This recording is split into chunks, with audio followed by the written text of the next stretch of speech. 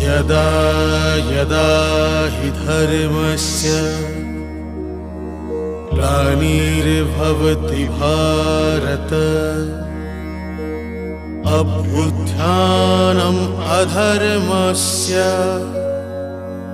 तदात्मानं सृजाम्यहम् परित्राणाय साधूनां विनाशाय च दुष्कृतां धर्म संस्थापनार्थाय संभवामि युगे युगे।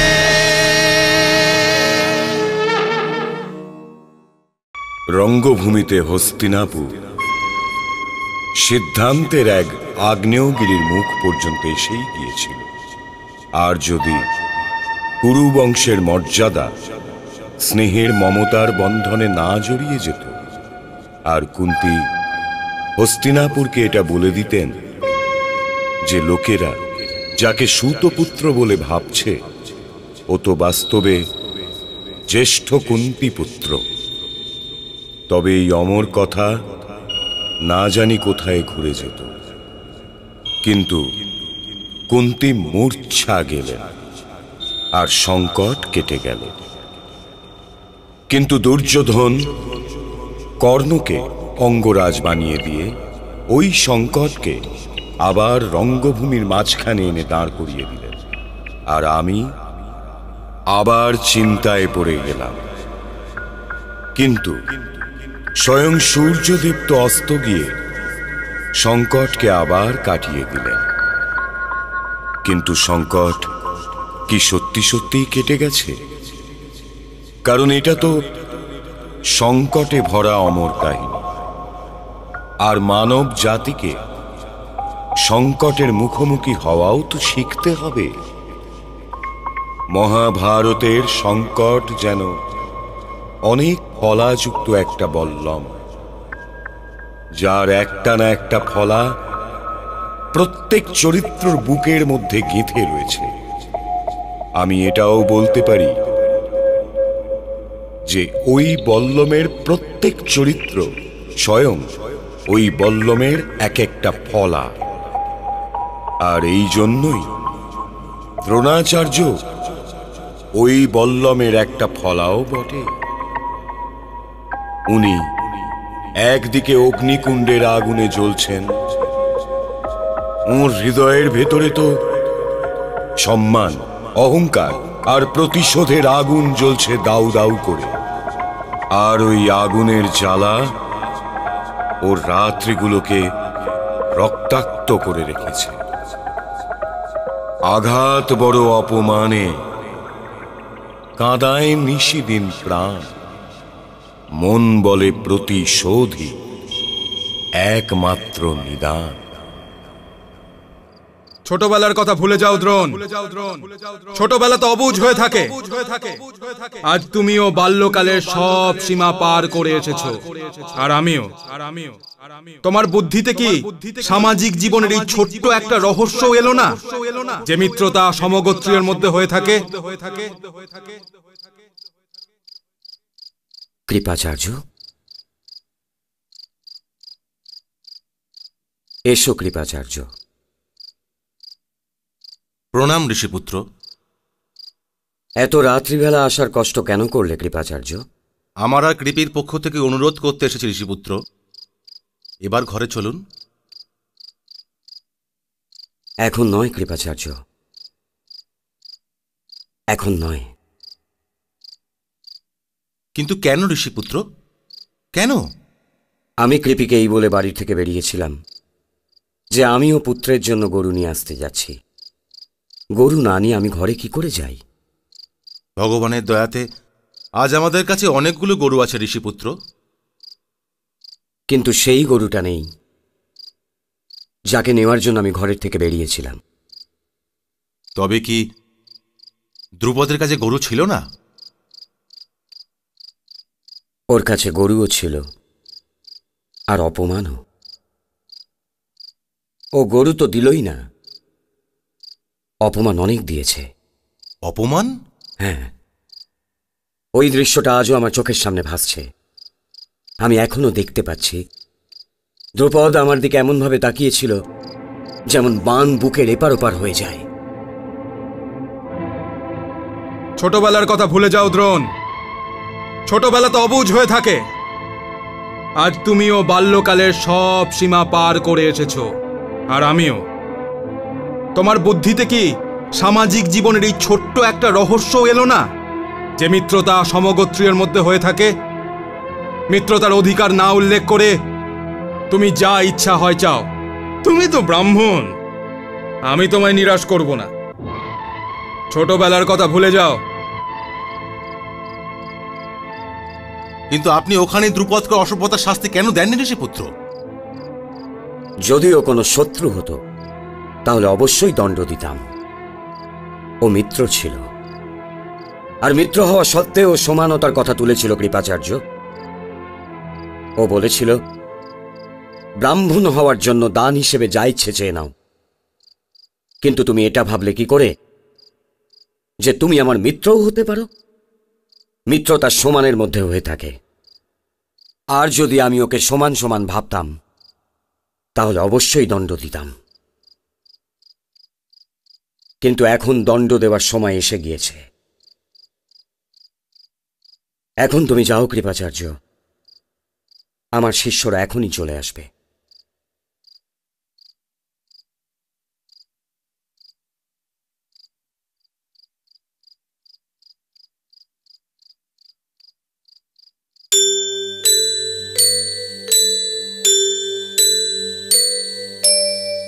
আঘাত বড়ই অপমানের, কাদায় নিশিদিন প্রাণ। মন বলে প্রতিশোধী একমাত্র নিদান, একমাত্র নিদান।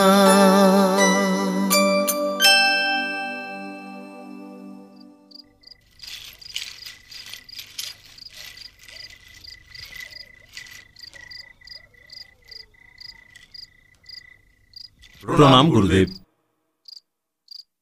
গুরু দক্ষিণা না দিয়ে শিক্ষা সমাপ্ত হয় না রাজকুমারগণ। আজ্ঞা হলে আপনার চরণে সোনার উপর স্তূপ গড়ে দিই গুরুদেব। ব্রাহ্মণ সোনার উপর স্তূপ নিয়ে কি আর করবে গান্ধারী নন্দন? গুরুদক্ষিণা হিসাবে আমরা আমাদের প্রাণও দিতে পারি গুরুদেব। প্রাণ তো সেই চায় কুন্তী নন্দন, যার স্বয়ং প্রাণ থাকে না। তাহলে আপনি আজ্ঞা দিন গুরুদেব।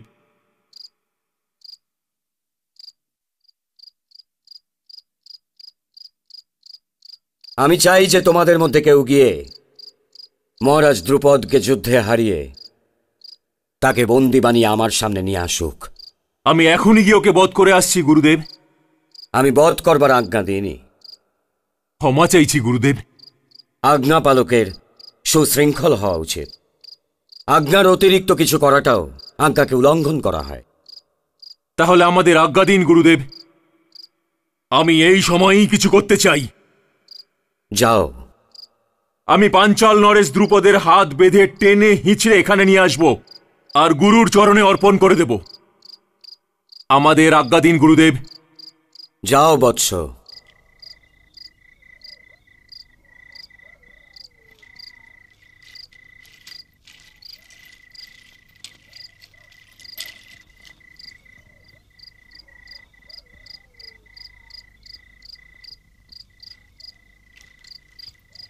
অর্জুন, হ্যাঁ? কি সমস্যা হয়েছে? কিছু না গুরুদেব, কিছু না। তুমি কি গুরুর ওপর অভিমান করেছ? একজন ভক্তের ভগবানের ওপর আর শিষ্যের গুরুর ওপর অভিমান করার অধিকার নেই কি গুরুদেব? এই দুজনেরই তো অভিমান করার অধিকার আছে। যত বড় ভক্ত আর যত প্রিয় শিষ্য হবে তার অভিমান করার ততটাই বেশি অধিকার হবে। কিন্তু অর্জুন, তোমার অভিমানের কারণ? আপনি আমাদের কেন আজ্ঞা দেননি গুরুদেব?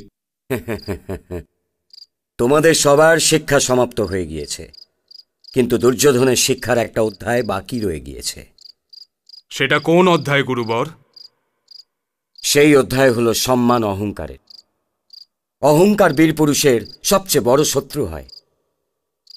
কিন্তু এটা শিখতে গান্ধারী নন্দন দুর্যোধনের জানি না কতদিন লেগে যাবে, কত বছর লেগে যাবে।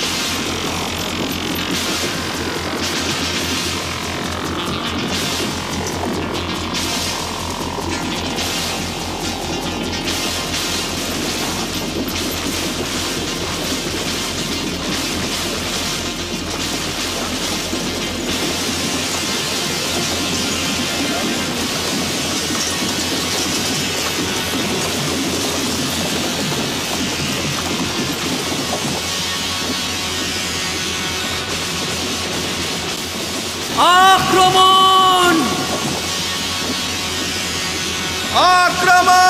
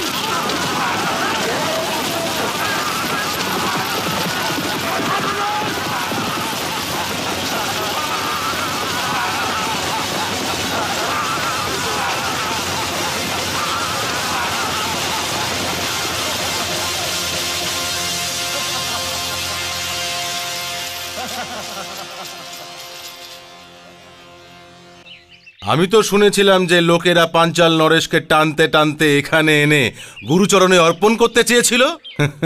অনুজ ভীম, নিজের ভাইয়ের ওপর ব্যঙ্গের বাণ চালিও না। যুদ্ধতে কাউকে না কাউকে তো হারতেই হয়।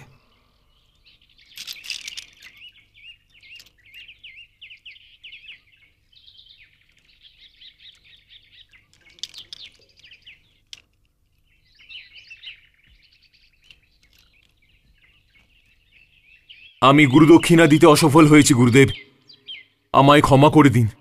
না, মাহাত্ম্য তো চেষ্টার, সফলতা বা অসফলতার নয়।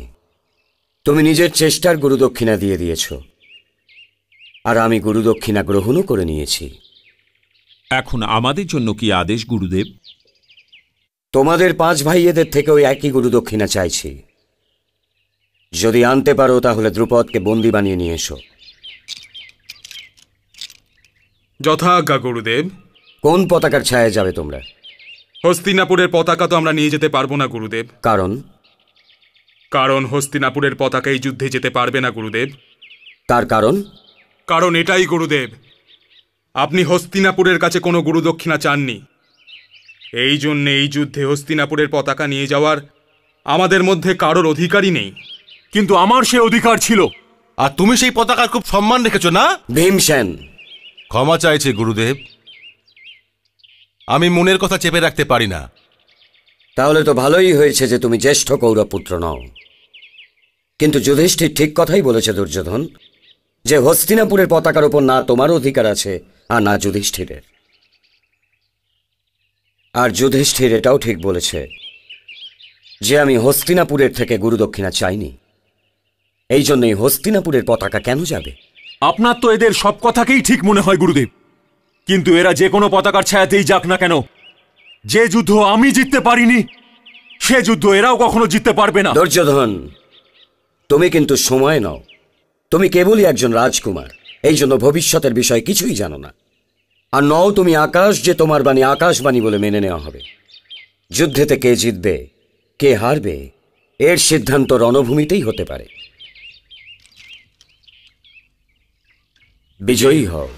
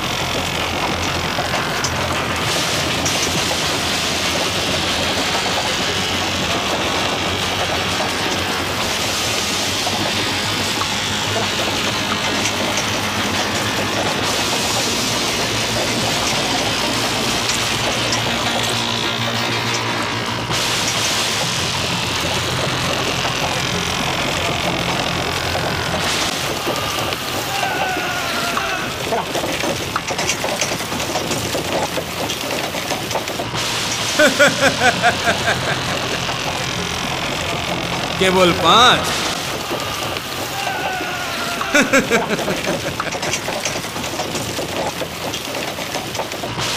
আক্রমণ!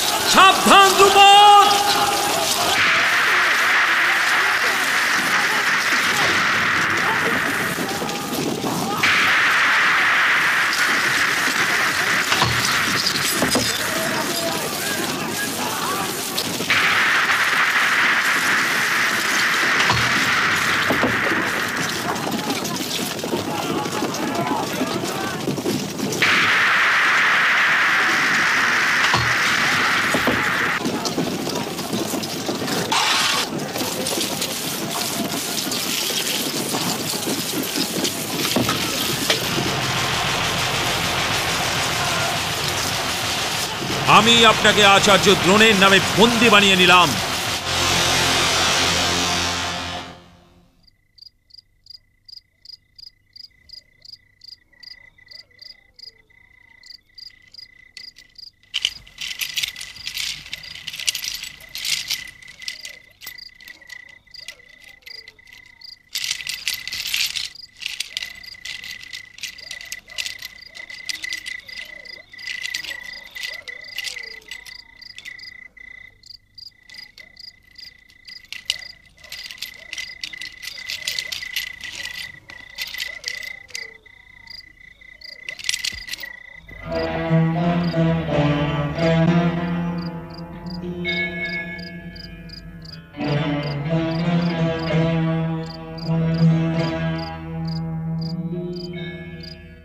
আজ কি আমি তোমায় নিজের মিত্র বলে ডাকতে পারি? কিন্তু তুমি তো আমার এই শিষ্যদের সমানও নাও। তাহলে তোমার আর আমার মধ্যে মিত্রতা কিভাবে হবে? আমি তো আজও সেই ব্রাহ্মণই আছি, তবুও তুমি আমার মিত্র হও। তুমি নিজের অঙ্গীকার তো রাখনি, আমি অবশ্যই রাখব। আমার যা কিছু আছে তা তোমার হলো, এই জন্যই তোমার অর্ধেক রাজ্য তোমায় ফিরিয়ে দিচ্ছি, আর অর্ধেক স্বয়ং নিচ্ছি, যাতে সমান সমান হয়ে যায়। কিন্তু আজ তুমি আমার সামনে দাঁড়িয়ে আছো, এই জন্য তোমায় শাস্তি অবশ্যই দেব। তোমার গোশালায় যতগুলো গরু আছে সেগুলো অর্ধেক ভাগ হবে, আর সেই বিভাজনের পর তোমার ভাগের যা গরু থাকবে তার থেকে একটা গরু আমি অবশ্যই নেব, আর সেই একটা গরু নিয়ে আমি আমার কৃপির কাছে ফিরে যাব আর বলবো, নাও কৃপি, আমি দ্রুপদের গোশালা থেকে একটা গরু নিয়ে এসেছি।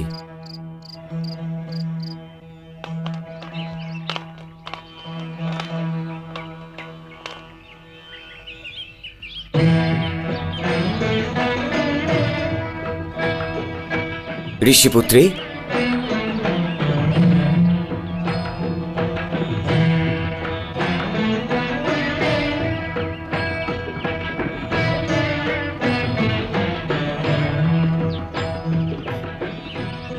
স্বামী, পুত্র, প্রণাম মাতা। দীর্ঘজীবী হও। দ্রুপদের গোশালা থেকে গরু নিয়ে এসেছি। সময় অবশ্যই লেগেছে, কিন্তু সময়ের ওপর তো আমার হাত ছিল না। যখন সব অপেক্ষার সময় শেষ হয়ে যায় তখন আর কারই বা মনে থাকে যে অপেক্ষার রাতগুলো কত লম্বা আর দিনগুলো কত দুঃসহ ছিল?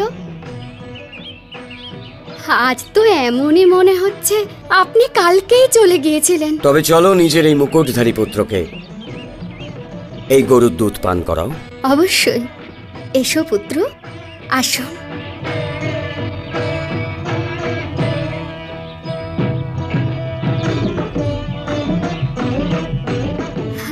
আসুন আসুন, বসুন।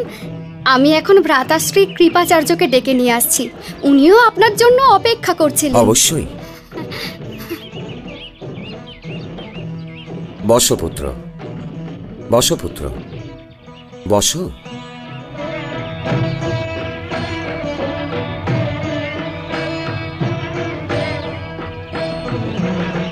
এখন তুমি রাজা হয়েছ পুত্র, রাজা। কিন্তু এর অর্থ এই নয় যে তুমি ক্ষত্রিয় হয়ে গেছো। তুমি আচার্য পুত্র, আর তোমার কর্তব্য হলো জীবনভর শিখে যাওয়া। আর যা কিছু শিখবে তাকে যোগ্য লোকেদের মধ্যে ভাগ করে দেবে। প্রধান শিক্ষা নয়, প্রধান তো যোগ্যতা। যেরকম ছোট বাসনের মধ্যে নদীকে আটকে রাখা যায় না, সেরকম সাগরে এক বিন্দু জল ফেলার কোনো অর্থ হয় না।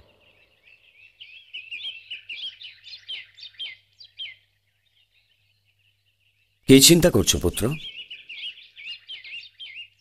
অনেকদিন ধরে একটা প্রশ্ন আমায় ভাবিয়ে তুলেছে। যাওয়ার আগে কি আমি সেই প্রশ্ন করতে পারি? প্রশ্নটা কার কাছে? পিতার কাছে না গুরুর কাছে? গুরুর কাছে। জিজ্ঞাসা করো। আপনি একলব্যর থেকে গুরুদক্ষিণাতে বৃদ্ধাঙ্গুষ্ঠ কেন নিলেন? এই জন্য কি যে ও ক্ষত্রিয় ছিল না? ক্ষত্রিয় তো তুমিও নও পুত্র। কিন্তু আমি তো একজন ব্রাহ্মণ। প্রথমে মনুষ্য এসেছে নাকি জাতিভেদ? জন্মসূত্রে কেউ ব্রাহ্মণ হয়ে যায় না। যেদিন ব্রাহ্মণ নিজের কর্তব্য ভুলে যাবে, ব্রাহ্মণ আর থাকবে না। একলব্যের থেকে আমি তার বৃদ্ধাঙ্গুষ্ঠ এই জন্য নিইনি যে উচ্চ জাতের ছিল না, কারণ বিদ্যার ওপর কোনো জাতির অধিকার নেই, আর না আমরা কারো ওপর বিদ্যার দ্বার বন্ধ করতে পারি। একলব্যের থেকে আমি ওর বৃদ্ধাঙ্গুষ্ঠ এই জন্য নিয়েছিলাম কারণ ও বিদ্যা গ্রহণ করেনি, ও তো বিদ্যা চুরি করেছিল। এই জন্য ওই বিদ্যার ওপর ওর কোনো অধিকার ছিল না। যদিও কোনো ব্রাহ্মণ বা ক্ষত্রিয় হয়ে থাকতো, তাহলেও আমি ওর বৃদ্ধাঙ্গুষ্ঠ চেয়ে নিয়ে নিতাম।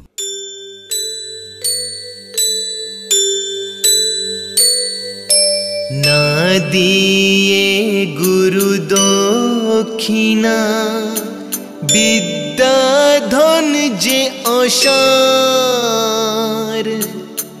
একের সম্পদে হয় না কভু অন্য কারো অধিকার,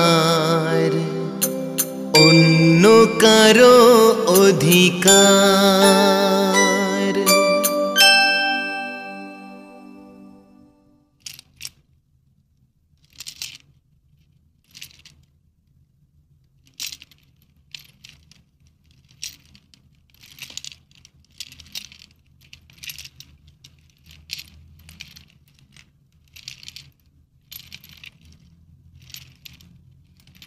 গান্ধারী, আর্যপুত্র,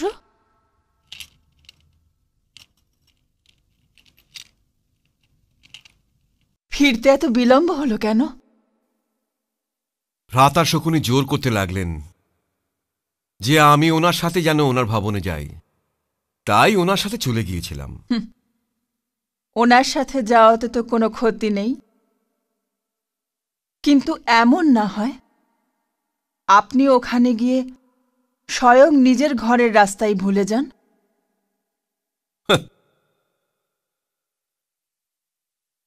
আমার ঘরেতে আছেই বা কি যে সেখানে ফিরে আসতে ইচ্ছে করবে? আমার হৃদয় তো শুকনো বৃক্ষের এক বনের মতো, রোদ আর রোদ, তৃষ্ণার তৃষ্ণা। আশার এক কণাও নেই যে যাকে পান করে আমার অভিলাষগুলো জীবিত থাকবে। আমি মনে মনে ভেবে প্রসন্ন হচ্ছিলাম যে শিক্ষা সমাপন সমারোহতে প্রিয় দুর্যোধন সর্বশ্রেষ্ঠ হবে, আর এই মুকুট ওরই দ্বারা আমার কাছে ফিরে আসবে।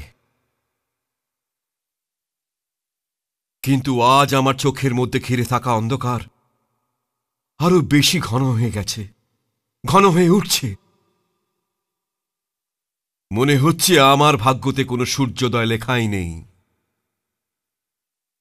যদি কোথাও আমি আমার ভাগ্যকে খুঁজে পাই,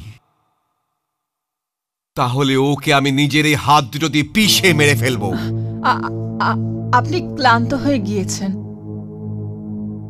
একটু বিশ্রাম করুন। আর কারো বিষয় তো আমি কিছুই বলতে পারবো না, কিন্তু আমি স্বপ্ন দেখতে কখনো ক্লান্ত হই না, কারণ স্বপ্ন ছাড়া তো আমি কিছু দেখতেই পাই না। এই জন্য আমি যা দেখতে পাই সেটা দেখে নিতে দাও আমায়। আর্যপুত্র, জ্যেষ্ঠ কুরুপুত্রকে এইসব বলা শোভা দেয় না। বলো না আমায় জ্যেষ্ঠ কুরুপুত্র, এ এখন আমার ব্যঙ্গ মনে হয়। ভাগ্য আমার সাথে অনেক বড় অন্যায় করেছে গান্ধারী। তুমি বলো আমি ন্যায় চাইতে কোথায় যাব? কোথায়?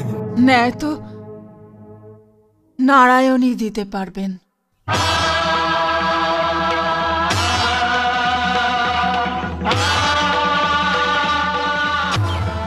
আরে তোমাকে তো এমন খুশি দেখাচ্ছে যেন তুমি যাওয়ার জন্যই অপেক্ষা করেছিলে। বাসুদেব, বন্ধুকে ছেড়ে চলে যাওয়া খুবই দুঃখের কথা। কিন্তু আমি ছেড়ে কোথায় যাচ্ছি? তাহলে ছেড়ে যাওয়ার কাকে বলে? রথ দাঁড়িয়ে আছে, দাদা যাওয়ার জন্য ব্যাকুল হয়ে আছে। ছেড়ে যাওয়া তো তাতেও প্রমাণ হচ্ছে না।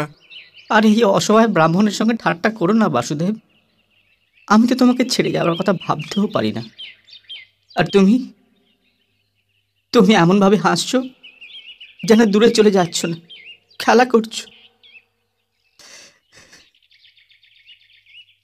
আমি তোমাকে দেখতে মথুরা অবশ্যই যাব, কিন্তু এমন না হয় তুমি ওখানে গিয়ে যদু রাজকুমার হয়ে যাও আর আমাকে চিনতেই না পারো। এ তোমাকে কে বলেছে মিত্র যে মিত্রতার মধ্যে সামাজিক সমানতা থাকে? এই পুঁজি তো হৃদয়ের মধ্যে রাখা হয়, আর সেই হৃদয় কোনো দিনহীনের হোক কিংবা কোনো ধনীর সমানই হয়। আর কখনো নিজের দিনহীনতার প্রসঙ্গ তুলনা। না তুমি দিনহীন, না আমি রাজকুমার। তুমি তো সুদামা, আমার সুদামা, আমার মিত্র। আর আমি বাসুদেব কৃষ্ণ, তোমার মিত্র। সুদামা, এই মিত্রতাই সর্বশ্রেষ্ঠ সম্পর্ক যেন। কৃষ্ণ, সুদামা, কৃষ্ণ, সুদামা। সবচেয়ে আপন বন্ধু হয় প্রাণের চেয়ে প্রিয়জন। যে যেতে বন্ধুর হৃদয় জগৎ হয় আপন, তার জগৎ হয় আপন। সুদামা, তুমি মথুরাতে এসো না। কেন? কারণ মথুরাতে তুমি আমাকে পাবে না। কিন্তু তোমার সঙ্গে দেখা তো অবশ্যই করতে হবে, কারণ তুমি আমার ঋণী হও। ঋণী?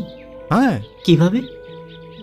মনে করো সেই রাত যেদিন আমরা একসাথে আলাদা আলাদা গাছের ওপর কাটিয়েছিলাম, আর তুমি আমার সব খাবারও খেয়ে নিয়েছিলে। মনে আছে না? তো ভাই, সেই ঋণ তো আমি ছাড়তে পারবো না। আর এই জন্যে একবার তোমার সাথে অবশ্যই দেখা করতে হবে। তুমি সেই কবেকার কথা মনে রেখে দিয়েছো, আমি তো এটা ভুলেই গিয়েছিলাম। এটাই তো দেনাদারের পরিচয়। তোমার ঋণ দেওয়ার ছিল, তুমি ভুলে গেছিলে, কিন্তু আমাকে তো ঋণ নিতে হবে, তাই আমি কি করে ভুলতে পারি? আরে কানাই, যাবে না নাকি? রথ তো দাঁড়িয়ে আছে। যাচ্ছি দাদা, কিন্তু এত তাড়াহুড়োর কি আছে? কিছুক্ষণ আরো দাঁড়িয়ে যাই না। কিন্তু কেন দাঁড়াবো? তার কোনো একটা কারণ তো বলো। একটা কারণ তো এটাই দাদা, যে আমাদের আর এই আশ্রমের দর্শন হবে না। এই আশ্রম শুদ্ধ সংস্কৃতির এক প্রদীপ। এখন শ্বাস নেওয়ার জন্য এত শুদ্ধ বায়ু পাওয়া কঠিন হবে দাদা, তাই দু চারটে লম্বা লম্বা শ্বাস আপনিও নিয়ে নিন। আর এমনিতেই আমি কারোর জন্য অপেক্ষাও করছিলাম। কার জন্য অপেক্ষা করছো?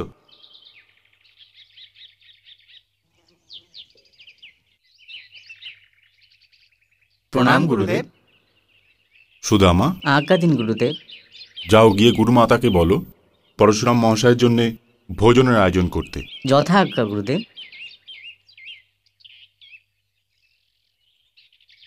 আমি প্রণাম করলাম, আর আপনি আশীর্বাদও দিলেন না ঋষিবর। তোমার আশীর্বাদের প্রয়োজন কবে থেকে শুরু হয়েছে বাসুদেব কৃষ্ণ? তবু তুমি আগ্রহ দেখিয়েছ, তাই কিছু তো দিতেই হবে। আপনার দর্শনের প্রসাদ পেয়ে গিয়েছি, এটাই সব থেকে উত্তম আশীর্বাদ। এখন লীলা রাখো বাসুদেব। আমি এখানে নিজের থেকে আসিনি, তুমি আমায় ডেকে পাঠিয়েছ। তাহলে আদেশ করুন ঋষিবর। তোমায় কি আর আদেশ দেব? আদেশ মনে করলেও এটা, আর আশীর্বাদ মনে করলেও এটাই। আমি তো মর্যাদা পুরুষোত্তম যুগেই অবসর নিয়েছিলাম, কিন্তু ক্ষত্রিয়রা আবার কুটিল চাল চালছে। নাও, সামলাও নিজের অস্ত্র।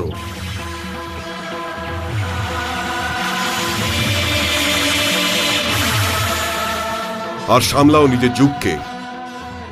ক্ষত্রিয় হবার অর্থ এটা নয় যে কারো সমাজের বুকে আঘাত হানার অধিকার প্রাপ্ত হয়েছে। মাখন অনেক খেয়েছ, বাঁশি অনেক বাজিয়েছ, লীলাও অনেক করে নিয়েছ বাসুদেব। এখন সেটাই করো যার জন্য তুমি পৃথিবীতে এসেছো। সবার আগে মথুরায় যাও, যেখানে জরাসন্ধ আক্রমণের পর আক্রমণ করে যাচ্ছে। কংসবধ করেছ তুমি, আর কষ্ট ভোগ করছে মথুরা নগরী। যথা আজ্ঞা।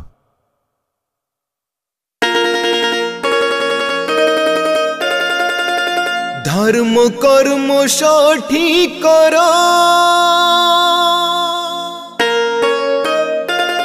শোনো সময়ের চিৎকার। জগতে আশা কি কারণে, তুমি করো তার বিচার।